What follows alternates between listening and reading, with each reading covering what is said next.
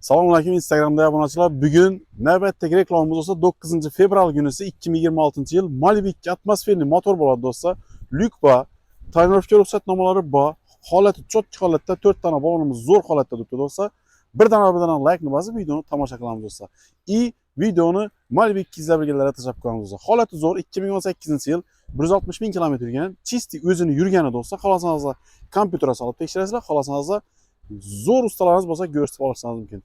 Bir qator hozir mashinani ko'rsatib o'taman. Narxi do'stlar zo'r narxda 220 million so'm bo'lsa do'stlar beramiz. Xohlasangiz barter, xohlasangiz через bank qilib beramiz do'stlar. 220 million so'm narxi shitir.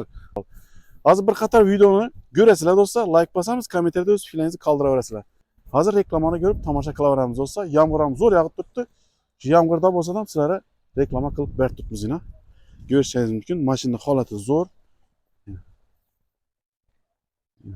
Arkasından chiroyli stop faralar qo'yilgan. Ko'rishingiz mumkin. Do'stlar, kraskasiga keladigan bo'lsak, shu yerda 2 dona kichkina petnosi bor. Qaranglar. Shuningdek, eshigida kichkina sapilgan joyi bor. Shu yerda krelosida ozgina petnosini sapilgan joyi bor. Libo ustalaringizga ko'rsatib olaverasizlar. Probekinadan ham javob do'stlar. Xohlasangiz kompyuterga, xohlasangiz ustalaringizga ko'rsatib tekshirib olaverasizlar.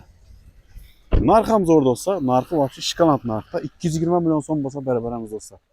2018 yılın oxirida ishlab chiqarilgan 220 million so'm do'stlar. Xohlasangiz barter, xohlasangiz bank etib beramiz yana. Libo yerine javob mashinani. Like bosamiz videoni Malibu 2 izlaganlarga tashlab qo'yamiz do'stlar. Bir shuna qaranglar. Qop-qora Bluetooth oynalar ham, tayyorlovga ruxsatnomalari bor. Hammaga nasib qilsin shunday avtomobillar.